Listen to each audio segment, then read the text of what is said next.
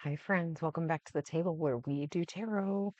All right, let me pause for just a moment and get my stuff out.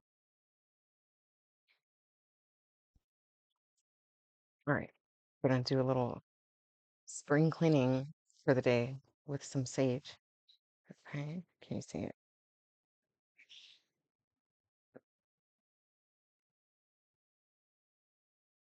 Taking that goodness. All right, and I've been doing so many readings and videos outside that this used to be definitely a part of my like prep routine. And I've been leaving my little Florida water inside at my table in there. But oh my gosh, it smells so good. It's like it's just like this lemony something. I swear, it's like a vacuum cleaner for the spirit. Okay, so we're gonna work with the classic horror oracle, crow tarot, and the gold foil tarot. Okay, and it's still like kind of early in the morning, so I'm not being too loud, but I want to be loud enough so you can hear me. All right, it's actually 8:08 on the time, so if that number has significance to you, 8 plus 8 is 19, and it actually just changed to 8:09, but 8 plus 8 is 19. 1 plus 9 is 10, and that means in like the world of numbers, it's actually just a 1, which is starting something new. So congratulations to you if you're starting something new today. But when you're starting something new, sometimes you kind of feel like adrift in your placement in this world because you don't know you have a feeling of familiarity when you're in the midst of something, okay? And sometimes that's a good thing and sometimes that's a bad thing because when you're like craving change for something, then we all know this, that it's like you're craving the change, but the change is so fear inducing because of all the cycles that you've already been through of the past, where you always have this sense of like at the start of something new, it might be a little bit scary or it might be very, very exciting. And then it just goes through its life cycle, okay? And so we're always like hesitant to start a new life cycle in something, and yet we're always craving it at the same time. So you have to understand the duality that constantly exists within you, it constantly exists in all people. Okay, so let me just pause for a brief moment. Oh, we're going to start out with the horror oracle. And one thing that I can guarantee you for sure is that you are most likely never going to be satisfied with anything ever, other than for a brief moment. So enjoy those brief little pauses where you can find gratitude in the present moment. And when you're feeling unanchored at the start of something new, find comfort in reviewing back through your past of how you never knew what the outcomes were going to be anyway. And in each scenario, there is like positive and negative. Let's see what was at the bottom. Well, it was actually Earth in the upside down, but I don't read in reversals. I just pulled it out upside down. So that's kind of what I mean though, is like the Earth feels, your world feels like it's turned on its head because you have no idea what you're in for, but you know that it's the start of something new. And as I split it, it's face. It's like facing this new earth. Okay. You have to, right? It started out like this. And so you're maybe like a little bit scared to face it, but that's just what else are you going to do? You want to be in denial of it? That's cool. You can do that if you want. It's just so much easier when you realize that you never were in control of any outcome that has ever happened, right? So take comfort in that.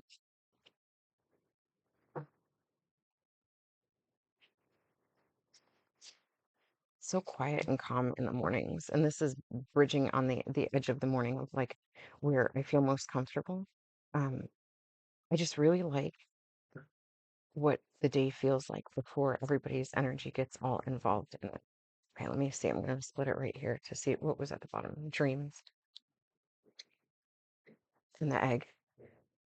So what that tells me is that you might have woken up with a feeling of like discomfort, even though all things seem just fine. Like the day that you left yesterday was beautiful and excellent, but there might have been something that happened in your dream state because we're not really conscious of what's going on in the dream state unless you're really good at um, tracking your dreams somehow or lucid dreaming, like getting involved in your dreams.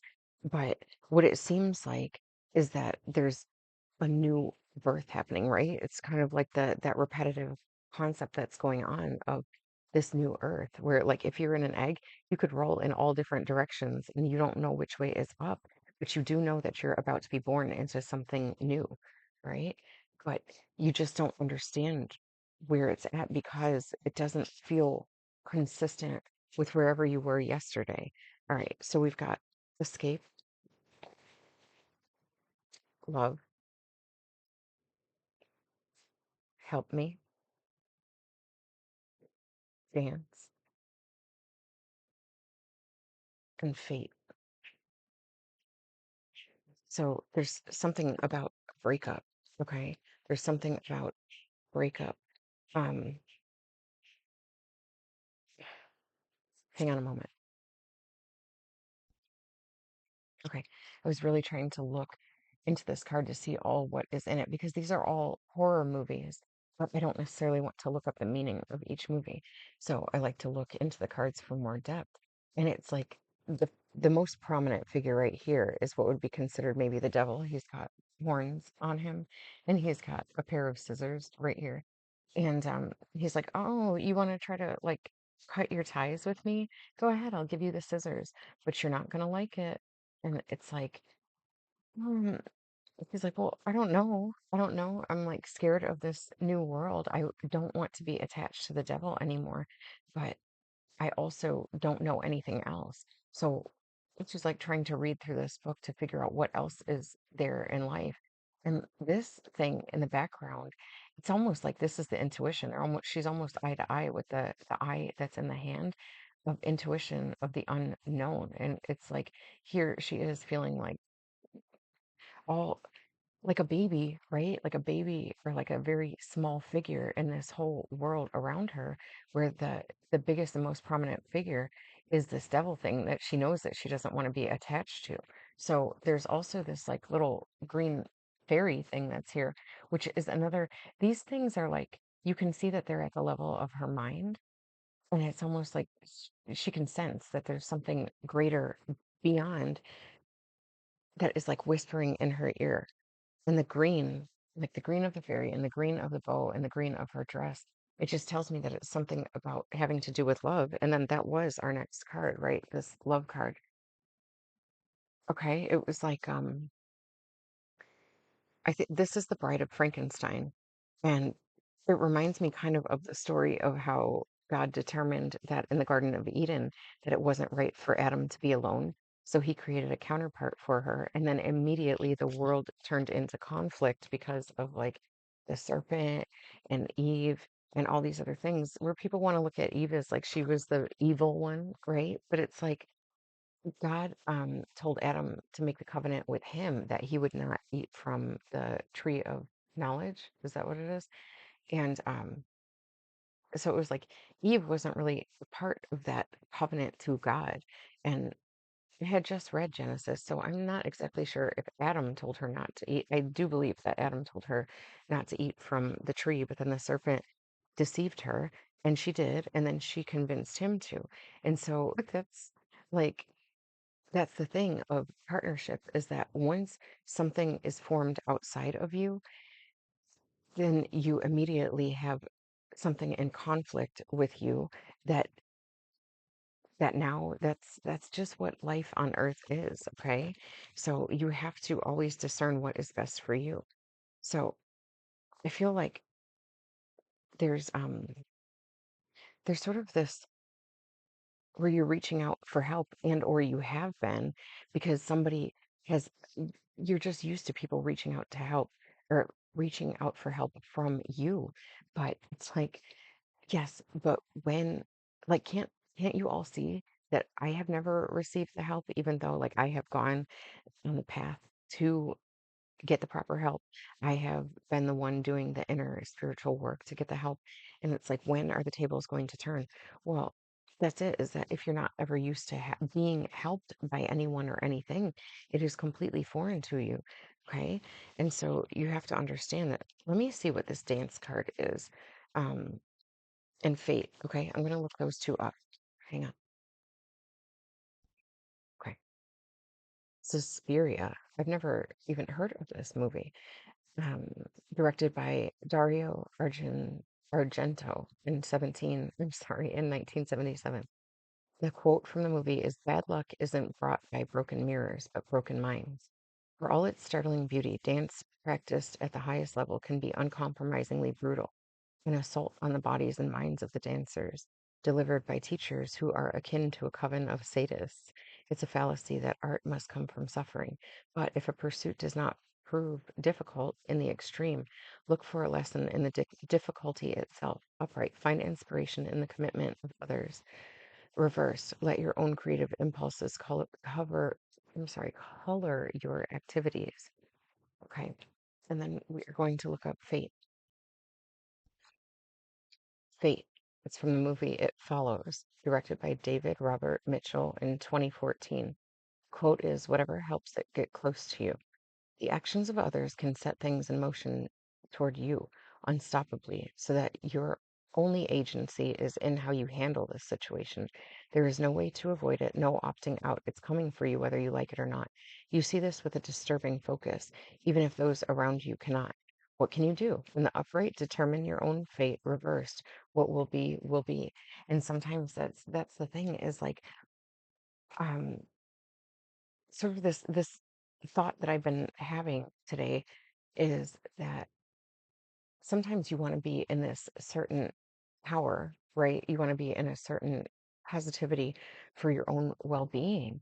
But sometimes the environment works against you and the people work against you in such a way that eventually you have to defend yourself. And it's not that you can plan for that. You can't plan for it.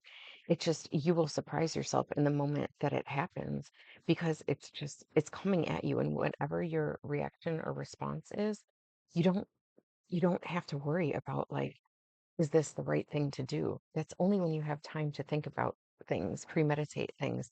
And if people are premeditating things against you, that's on them. What it sparks in you and the reaction in you, if you've been practicing again and again and again to always use your higher judgment, sometimes people push your buttons well enough to just finally make some sort of instinctive thing that is beyond your own control react within you.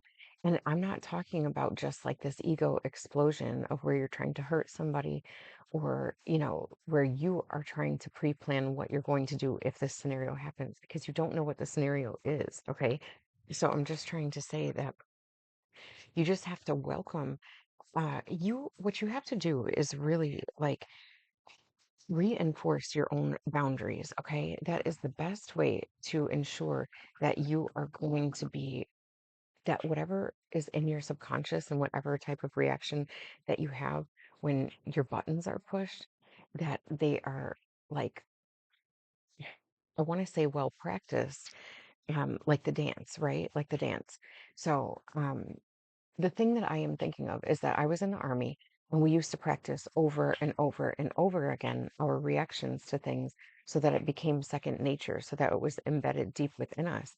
And so if you don't have that practice, if you just think that you know what is best, or like somebody else, if somebody else thinks that they are um, holier than thou, it's going to show up in their subconscious reactions, their knee jerk reactions to things. Okay. And so you need to let that play out. And that when you have a knee jerk reaction to something, that you can trust in yourself because you have been practicing insightfulness long enough that whatever comes out of you is what was sort of like a karmic feedback loop for the person who it's coming out towards. Okay. So it's like that's fate. That is fate. You can go back and apologize if you want. Okay, so we're moving on to the Crow Tarot, but there's something about the star being very relevant here. What I see most in this today, as I look at it, is this. It's like a golden bird. It reminds me of a canary, and they used to use canaries in coal mines, right? It's like they take this beautiful bird to make sure that it's safe. They're sort of sacrificing the life of this canary, and yet the canary can represent all kinds of other things. And that's the importance of what we're doing here with reading these cards, is that they're symbolic of something. And this Five of Wands that came out on the cut, that's some sort of just like, it's nobody is getting ahead here. Okay. Nobody is getting ahead here. Everybody is just sort of battling because they're not focused on what's most important to them. But you have been. You've always had your eyes set on like, the crow is kind of looking at what looks like water flowing over top, okay? And that's kind of where you have your eyes set, is like in the water. What do you see in the water? What do you feel in the water? It's like there might literally be things in the water. But if you recall, water obscures the location of something, um, because it sort of creates like this lens where things aren't actually where they seem that they are. So that's why it takes time to, like, the emotions are considered the water. And so you can't just base what you're looking at on like the just on your pure sight, okay? If you really want to know what's in the water, you have to like feel it. You have to take time to slow down and feel what it is. What's at the bottom here? The devil again. It's like this being chained to the devil. Somebody is being chained to the devil instead of their intuition. And you have escaped that. That's, like the star is always what's been most important to you. Let's see. These two. Let's see. We'll just take that. Split it here. And this felt like an uncomfortable split. And that's because there is something, um, it feels like you're in a new world, but somebody is trying to hang on to this old world where you were in with them.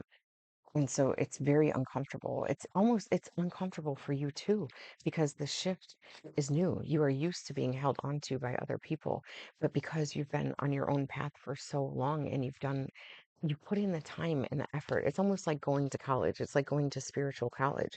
You have learned the art of detachment and letting go, but you're not used to what that feels like. You're not used to being untethered and just riding the waves of what your um, spiritual messages have for you. It's like you have this spiritual captain of the ship, and you're not used to being led by something that is trustworthy. You're the one who's used to having it take the wheel, right? Take the wheel here and steer. And there was a tower right underneath that. Oh, interesting.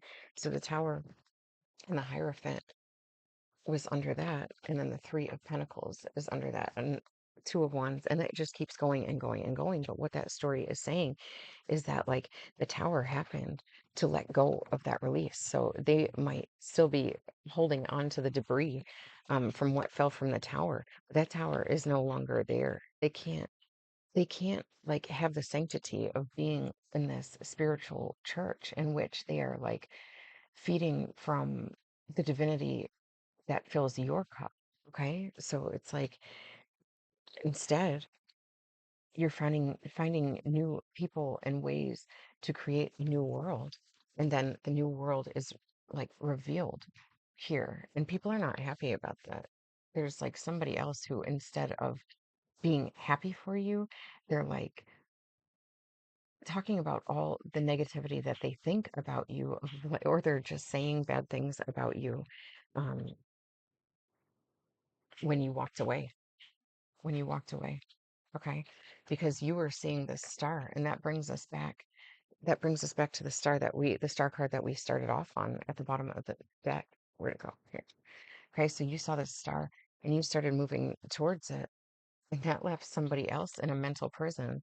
And under that is this again, an intuition of the high priestess. Okay, and what I want you to think about is that you can personify the all the different voices in your mind that guide you to do things or not to do things. And what I want you to do, because all these voices, they come from like people of your past. But what I want you to do is turn them into people who you want to listen to or don't want to listen to, who are not associated with your past. So like think of actors or musicians or something that are personifying those characters in your mind. So there's somebody that you want to listen to based on the reaction that you're trying to get, or based on the energy that you want to be in. So allow Their voices to inspire you and give you some guidance. So you've got the King of Wands, the Nine of Pentacles, the Eight of Wands, the Queen of Swords, the Page of Pentacles, the Five of Cups. So then the Seven of Swords. So there's like this shift in energy. And then the Empress. Okay. And so this is kind of like the whole world of feelings that you go through when you're starting something new. It's like, first of all, you've been fighting to get to your throne. Not that you've been fighting other people, but it's that you've been trying to get to your throne of creativity and like take your royal place. But there's been so much adversity. So it's like, though you know that this is the type of stuff that you're supposed to be doing, and you know that you're supposed to have a lot of, oh, hang on, that one fell. You know that you're supposed to have abundance in that, that it's, you're just sitting in this beauty of nature. You're sitting on the wolf, and that is because you are like a lone wolf that you had to transform. See with this butterfly and the budding of the new buds on the branches. It's like you had to put yourself through this transformation in in partnership with the things that you cannot control, which is would be like God. Like God created the sun, right? Created all growth and things, created people who created the concept of pentacles and things like that. Let me pick that card up. I don't like leaving it on the ground. We can't put a king on the ground. Okay. So if we look at these two cards together, this is like, do you see this might even be considered partnership when we're looking at it like this? But it's almost like that these two cards are having a conversation within you, that they are one of the voices within you that is saying, like, you know what we're meant for. You know that we've always been here for this, and you know that other people haven't seen us in this sort of energy. So we've had to do it on our own. But it's like the Queen of Swords is coming in with a message fast. And I almost want to say that it looks like in this that the Eight of Wands are coming in and almost like attacking. Like you're like dodging arrows, right? But they're not. They're like spiritual messages of creativity. And it comes from the Queen of Swords. So there's no sugarcoating this. So what I want to say is like this feels like you're being attacked from somebody and that you're going to have to react. But what is going to empower you is the Queen of Swords, which is like she is a tough woman. And that's another voice from within you that is going to activate when the time is right. And it's like, I'm just looking at the rest of the cards that are left. It's like somebody didn't that they didn't know how to treat something that was valuable or anything that is like the theme of who they are in this life because they haven't been treated valuably, okay, valuably. And so that's just sort of like these energy signatures that we go through in this life. And so it's not a bad person. It's that they mishandled somebody and things in their environment of value. And so they're like crying over spilled milk. And they know that they let the cups fall, right? And because they could not maintain this, like looking at the Two of Cups, and they would only focus on this kind of stuff because they're still in some phase of wounding. And so what they do is they try to escape culpability of it and try to say like it was you because you were the one who just like stood still while I was doing all this hard work, and I'm still like flying with all these swords, and I'm enduring the pain, when it's like really this is kind of the split of energy of what happened. It's like that this person was so consumed by their thoughts. Thoughts is what the swords is about. It's like it represents air, and it represents communication and things like that. but it represents things that aren't really real until they're interacting with something else. So, like if you think about the wind, you cannot see the effects of the wind unless it's blowing in the trees, if you can see the leaves moving around up here. Or if there's a fire on the ground and the wind is blowing, it can make the fire grow larger. But like wind itself, you cannot see it until it interacts with something else. And that's the same with our thoughts. You can't see them until they come out of the thought space and they start to interact with the environment and the people around them. Okay. And so what happened is that, like, one person is stuck at the level of thoughts. It's almost like everybody's evolving at different paces. And all of the people that you interact with in this life, they create evolution or de-evolution between each other. Like every relationship, every environment that you're ever in, it creates like some sort of change and growth in you. And it's like the Empress is where you chose to go because you weren't going to use your all of your power to think about things anymore. You know that that's not going to get you anywhere. So the Empress is, she's creating something. The Empress is like, she's just kind of relaxed because she knows that she is a pregnant mother. All right, that is what the Empress is that she's birthing something new. And we were talking about, like, when a bird has a baby, what is it encapsulated in? It's an egg, and the egg was what we had seen. And that is like the new life. That's the new world.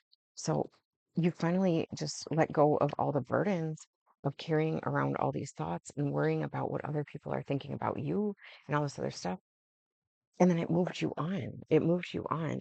And you know that, like, whether you're a man or a woman, you know that childbirth probably isn't like an amazing experience to have when you're going through the actual pains of it. So at the bottom of this deck, as we take it out of the box, we have the Ten of Cups, and that is just a happy family. And that's kind of what the Empress is creating. She's moving on to this new world and birthing something new. Okay. You're never too old to have a new world created for you. As a matter of fact, it's going to continue happening until the day that you die. And then for all the things, because a lot of times we catch on much later than we wish we could, and like the world that we want to create for ourselves, because we're so consumed with all the other things that we're supposed to be doing. Okay. And it's like you're not supposed to be doing anything. Let's see. Let's just see what all of this is. Okay. Maybe just a little bit more. Okay.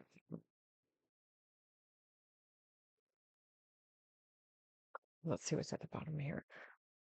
The high priestess, okay? The high priestess is the ultimate intuition. And that's the power of, like, she's very unemotional because because the King of Cups is the one that has the emotions. He's like a master of emotions because he's a king. He realizes why they're powerful, and because he can get he's really in open communication with her. That's the only way to really get comfortable with your emotions, is to be in open communication constantly with your intuition, which is what the high priestess is. So when you come across this, which is like confusion about which path to choose, it's, you never need this because you always have this. And then you have the magician working on your side in order to create the equal give and take for you. Okay. So let's see what's in these cards. We've got the Page of Swords, the Moon, the Ace of Cups, the Ten of Wands, the Seven of Wands, the Knight of Pentacles, the Lovers, the Six of Wands, and the Four of Wands. Okay. So there really is, like, there's something young, there's some kind of young energy that occupies your mind space. And that is just because it's in all of us, but it's reflected in the people around us, and we can't see when we are in this energy, but we will see it through the example of others, and then we can grow from those kind of things. If you learn to get self-reflective and you learn to see from other people's mistakes and learn from them, then you can witness where this is happening within you because it is not easy to find. It's hidden in the subconscious where you have been hurt before. Okay. But somebody like they want what you have, which is like this inner peace, that's the dove and it represents peace. And it's like peace with your emotions, but they don't have it because they're like so busy carrying all of this stuff that they're so scared to let out of themselves. And this goes for you too. It's like, hang on. Marianne Williamson, she is somebody she's an author. She's so many different things, but she ran for president. And I found that out like shortly after I had watched her on a podcast. But um, she was the first person I heard this from, and I really liked the way that she said it, is that we are not afraid of failure. We are afraid of our success. And that's because we don't know how our life is going to change. And that's kind of what I see here is that you really want this inner peace, and so does everybody. But you feel like so scared to step out on whatever it involves to do that. So in other words, you're like, it's almost easier to fail. It's almost easier to fail because we're familiar with what that is. And that's what this is. It's not that the person is failing, it's that they cannot move quickly with all these wands because it's not, when people say like multitasking is not a good thing. There are certain ways that you can multitask because you're really only focusing on one thing at a time, but you're getting multiple things done at one time. But this is not, this is like trying to focus on 10 different things all at one time. And when it's a creative endeavor, when it's like a plant that you are trying to grow and maintain the health of, it's like when you have to split your attention into all these other things, it just all becomes a burden. And then you don't get to really enjoy process of creating. And that's what you're afraid of is like, okay, I think that what I'm supposed to do is go with what my heart says or go with what the guidance that I feel inside, which is definitely what you're supposed to do. And that's how you get the inner peace. But you don't really know how.